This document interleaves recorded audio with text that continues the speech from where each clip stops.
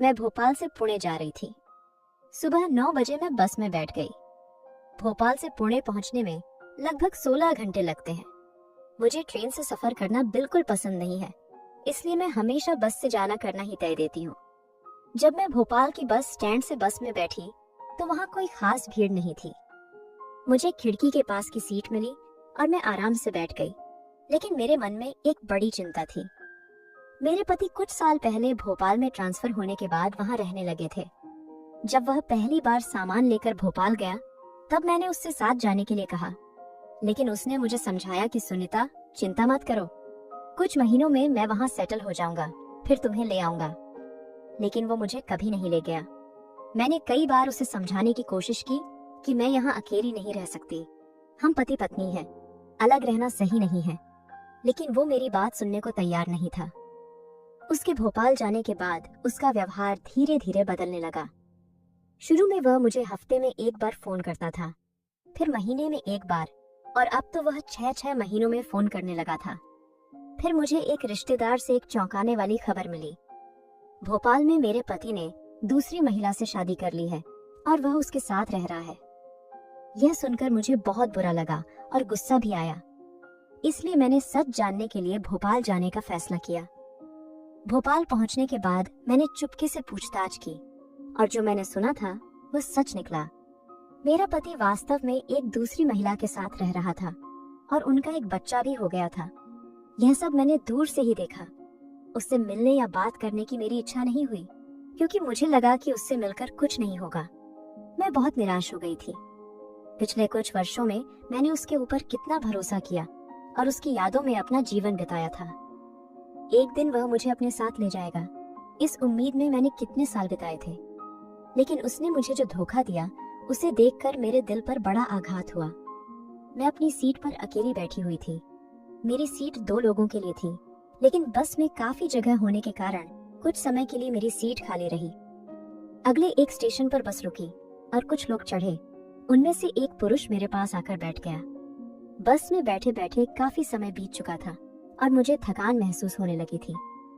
दोपहर के 3 बज चुके होंगे और मुझे प्यास भी लग रही थी, इसलिए मैंने अपनी बैग से पानी की बोतल निकाली। लेकिन बोतल में पानी तो खत्म हो चुका था। मैं बोतल को वापस रख रही थी, तभी मेरे पास बैठे उस आदमी ने देखा कि मुझे पानी चाहिए, लेकिन मेरी बोतल का पानी खत्म हो गया था। वो बोला, मैडम, आपको पानी चाहिए? मैंने कुछ नहीं कहा, लेकिन उसने अपनी बैग से एक पानी की बोतल निकालकर मेरे हाथ में दे दी। मैंने थोड़े घूंट पानी पिया और वो बोतल उसे वापस कर दी। मैंने उसे धन्यवाद कहा। अब शाम के करीब 7 बजे होंगे। बस तेजी से आगे बढ़ रही थी। मैंने उससे पूछा, आप कहाँ जा रहे हैं? उसने बताया, मैं पुणे जा रहा हूँ। अच्छा, मैं भी पुणे जा रही हूँ। यह सुनकर उसे थोड़ा आश्चर्य हुआ और उसके चेहरे पर हल्की मुस्कान भी आई। उसने बताया कि वह भोपाल में काम करता है और इंजीनियर है।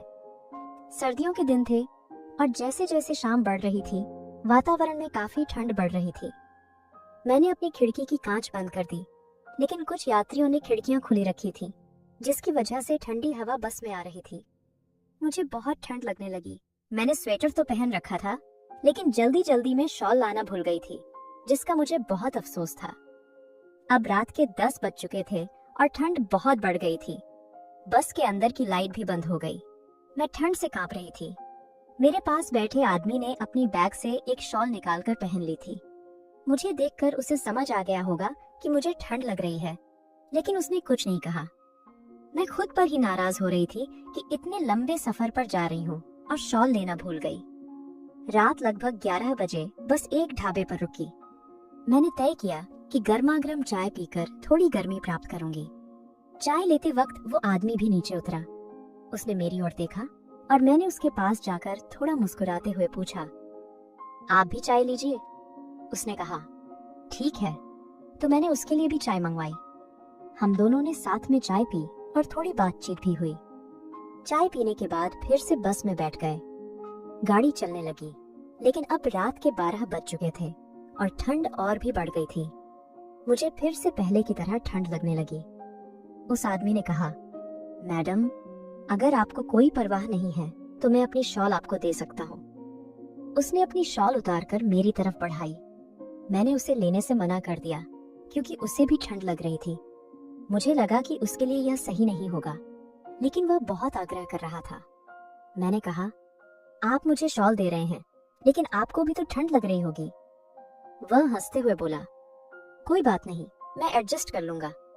फिर मैंने कहा, नहीं, आप खुद को परेशान मत कीजिए। थोड़ी देर तक मैं वही ठंड से कांपती रही। तब उसने कहा, मैडम, अगर आपको कोई दिक्कत नहीं है तो हम दोनों मिलकर इस शॉल को आधा आधा ओढ़ सकते हैं। इससे हम दोनों थोड़ा सा ठंड से बच सकेंगे। मैंने थोड़ी देर सोचा और कहा, ठीक है, क्योंकि अब ठंड सहन करना मुश्किल हो रहा था। उसने अपनी शॉल आधी उतारी और मुझे दे दी। वह थोड़ा पास हो गया और मैं भी थोड़ी उसकी ओर ढल गई। हम दोनों ने शॉल को आधा आधा ओढ़ लिया और यात्रा फिर से शुरू हुई। अब रात का 1 बज गया था। कुछ घंटों में हम पुणे पहुंचने वाले थे। शॉल की वजह से मेरी ठंड कुछ कम हो गई थी, लेकिन हम इतने पास थे कि उसके शरीर की गर्माहट से मुझे काफी राहत मिल रही थी। थोड़ी देर बैठे रहने पर वह थोड़ा असहज हुआ और बोला, मैडम, मेरा हाथ थोड़ा जाम हो गया है। क्या मैं आपके कंधे पर हाथ रख सकता हूँ, अगर आपको कोई दिक्कत नहीं है? मैंने कहा, ठीक है, कोई बात नहीं। उसने अपना बायां हाथ मेरे कंधे पर रखा, जिससे हम और भी करीब आ गए। मैंने उसे धन्यवाद दिया और कहा, अच्छा हुआ कि आपने मुझे शॉल दी, नहीं तो इस ठंड में मुझे बहुत दिक्कत होती। वह मुस्कुराते हुए बोला, ऐसा कुछ नहीं है, एक दूसरे की मदद करना हमारा कर्तव्य है और मुझे मदद करना हमेशा पसंद है। मुझे उसका स्वभाव बहुत पसंद आया, इसलिए मैंने उसे पूछा, आपका नाम क्या है? उसने जवाब दिया, मेरा नाम कुणाल है। मैंने कहा, मेरा नाम सुनीता है। उसने हंसते हुए कहा, अच्छा नाम है। मैं थोड़ी लजाई और मैंने कहा, थैंक यू। हम इतने करीब बैठे थे कि आसपास के लोगों को लगता था जैसे हम पति पत्नी हैं। कुणाल बोला, मुझे बस से यात्रा करने की आदत नहीं है, मैं हमेशा ट्रेन से ही जाता हूँ, लेकिन आज पहली बार बस से यात्रा कर रहा हूँ। मुझे बस में सफर करना बहुत बोरिंग लगता है। मैंने हंसते हुए कहा, ऐसा है क्या? मुझे तो बस से यात्रा करना बहुत पसंद है। फिर उसने अपनी जेब से मोबाइल निकाल कर देखा और बोला, अब 2 बज चुके हैं, कुछ ही देर में गाड़ी पुणे पहुंचने वाली है। उसके चेहरे पर थोड़ी थकान दिखाई दे रही थी, लेकिन फिर भी वह शांत और खुश था। उसने मोबाइल में गाना लगाकर ब्लूटूथ से सुनना शुरू कर दिया। कुछ देर गाना सुनने के बाद वह मेरी तरफ मुड़कर बोला, सुनीता, मुझे गाड़ी की हल्की सी आवाज सुनते ही नींद आने लगी है। उसके कंधे पर सिर रखकर मुझे एक तरह की सुरक्षा और शांति महसूस हो रही थी। कुछ समय बाद गाड़ी पुणे पहुंच गई। उसने मुझे हल्के से आवाज देकर जगाया, लेकिन मेरी नींद इतनी गहरी थी कि मैं जाग नहीं पाई।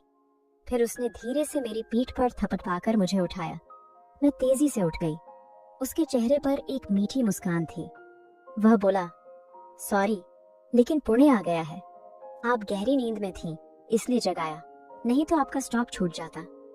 मैंने उसे देखते हुए हंसते हुए कहा, थैंक यू, अच्छा हुआ आपने मुझे जगाया, नहीं तो सच में मुझे परेशानी हो जाती। उसने मुझसे पूछा, आपको कहाँ उतरना है? मैंने कहा, मुझे वो स्टॉप पर उतरना है। यह सुनकर वह थोड़ा चौंक कर बोला, सच में? मैंने हंसते हुए उत्तर दिया, हाँ सच में, मुझे भी वहां ही उतरना है। अब मुझे भी थोड़ा अजीब सा लग रहा था कि हमारा सफर कितना समान था। करीब रात के 4 बजे बस स्टॉप पर रुकी। हम दोनों नीचे उतर गए। चारों ओर गहरा सन्नाटा था और सड़क पर कुछ ही गाड़ियां दिखाई दे रही थीं। मैंने तय किया कि यहाँ से मैं रिक्शा लेकर घर जाऊंगी, लेकिन उस समय रिक्शा मिलना बहुत मुश्किल था। कुणाल अब भी मेरे पास खड़ा था। मैंने पूछा, आपको कहाँ जाना है? कौन सी कॉलोनी है आपकी? उसने जवाब दिया, नहीं, मेरा घर यहाँ पास में ही है। मैं बस रिक्शा मिलने तक आपके साथ रुक गया हूँ। उसकी इस बात ने मुझे उसका बहुत सम्मान बढ़ा दिया। मैंने उसे मुस्कुराते हुए कहा, थैंक यू।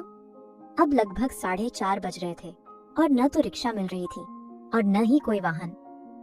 फिर उसने कहा, सुनीता, अगर आपको कोई परेशानी नहीं है तो क्या आप मेरे घर चलेंगी? मेरा घर यहाँ पास में है और बहुत रात हो चुकी है। यहाँ ज्यादा देर ठहरना मुझे सुरक्षित नहीं लग रहा। मैंने थोड़ी देर सोचा। वह सभ्य लग रहा था और उसका व्यवहार भी बहुत अच्छा था। मैंने उस पर भरोसा करते हुए कहा, ठीक है, चलिए। हम दोनों अपनी अपनी बैग्स लेकर चलने लगे। रास्ते की खामोशी में हम दोनों ने ज्यादा बात नहीं की, लेकिन उसके साथ चलने में मुझे एक तरह का सुकून मिल रहा था। कुछ देर चलने के बाद हम एक साधे से घर के सामने पहुंचे। उसने अपनी जेब से चाबी निकालकर दरवाजा खोला। हम अंदर गए।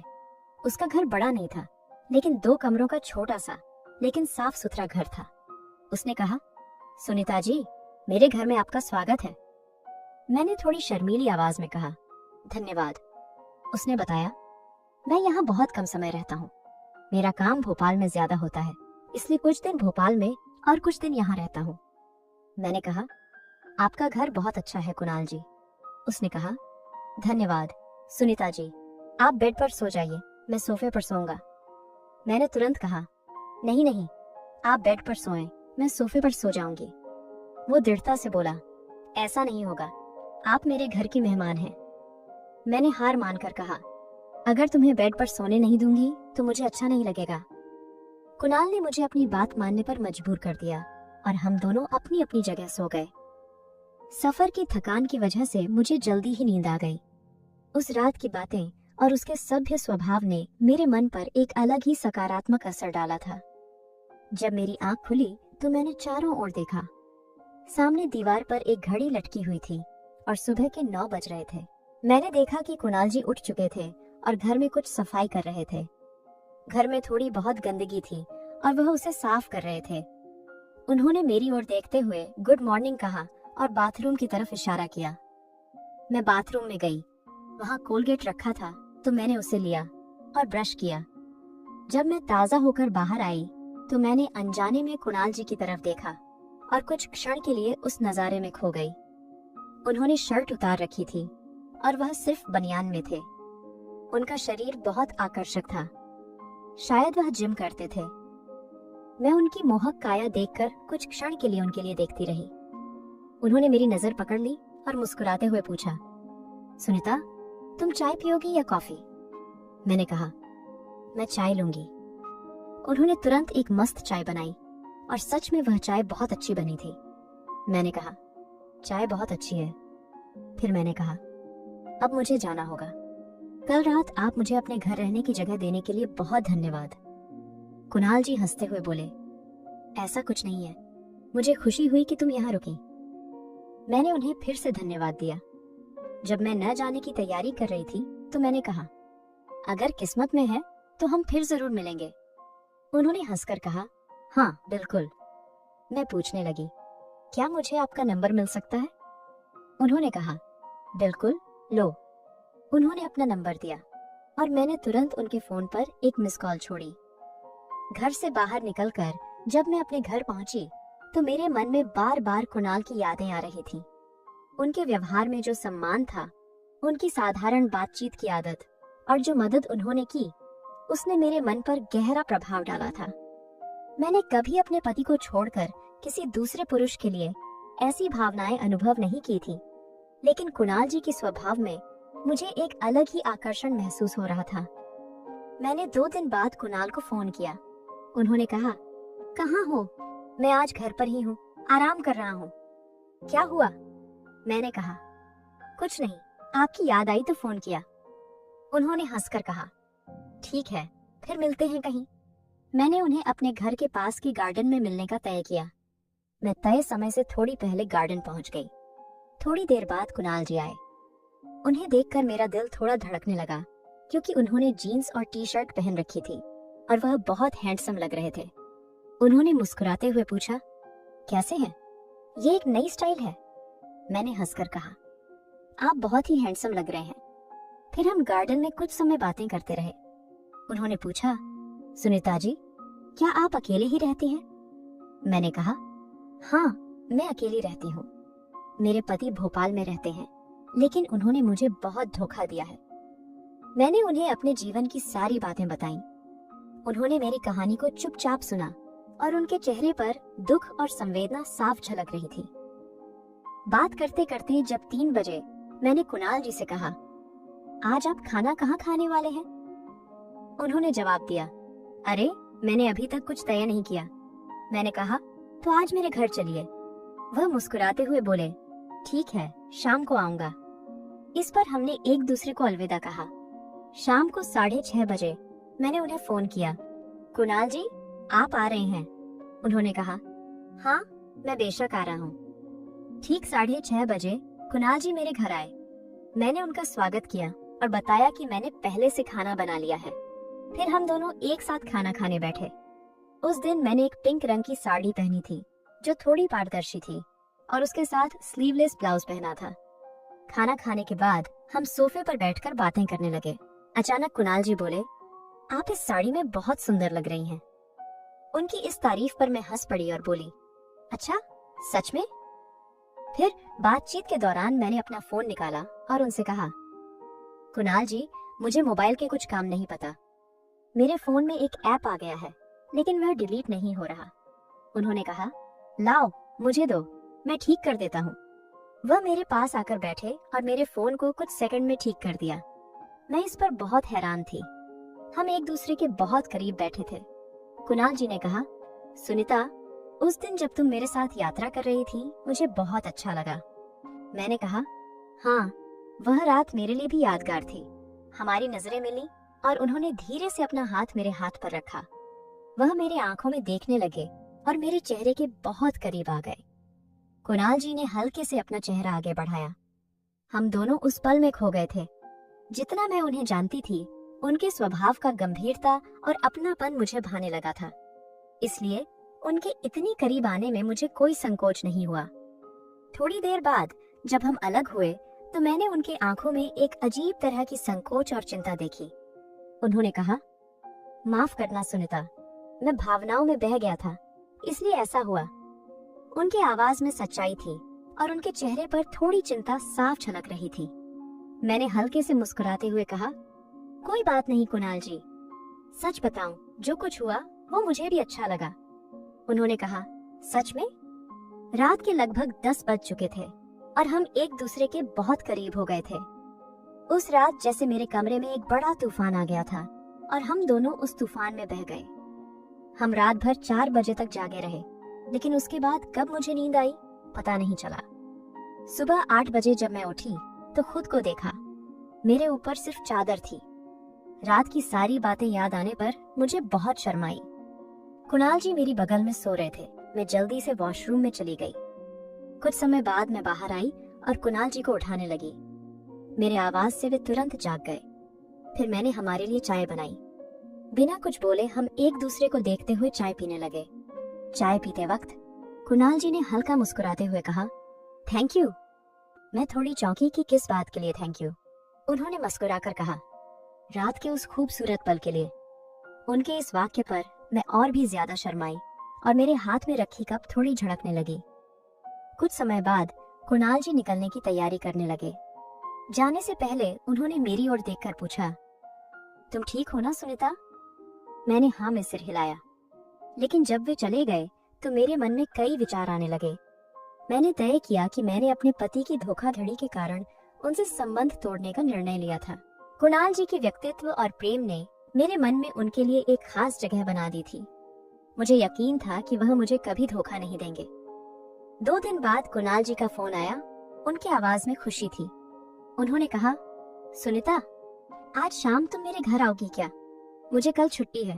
हम आराम से बातचीत करेंगे, खाना खाएंगे और अगर चाहो तो रात को भी रुक सकती हो। उनकी इस बात ने मुझे थोड़ी देर के लिए सोचने पर मजबूर कर दिया। इस प्रस्ताव ने मेरे मन में हल्का सा गंदला पैदा किया, लेकिन मैंने तय किया कि आज एक मौका है उस चीज को कहने का जो मेरे मन में है। मुझे उनसे पूछना था कि क्या वह मेरे साथ जिंदगी बिताने के लिए तैयार है। शाम को हमारी मुलाकात होने वाली थी और उस पल मैं कुणाल जी से शादी के बारे में बात करने वाली थी। ये मेरे लिए बहुत महत्वपूर्ण पल था, क्योंकि उनके उत्तर पर मेरे जीवन का अगला सफर निर्भर होने वाला था। फिर भी मैंने तय किया कि मैं उस प्रश्न को सहजता से पूछूंगी, ताकि उन्हें दबाव महसूस न हो और उनका सच्चा विचार मुझे जानने को मिले। तो दोस्तों, क्या मैं कुणाल जी के घर गई और उसके बाद क्या हुआ, ये मैं आपको अगले भाग में बताऊंगी। आपको यह कहानी कैसे लगी, कमेंट करके जरूर बताएं।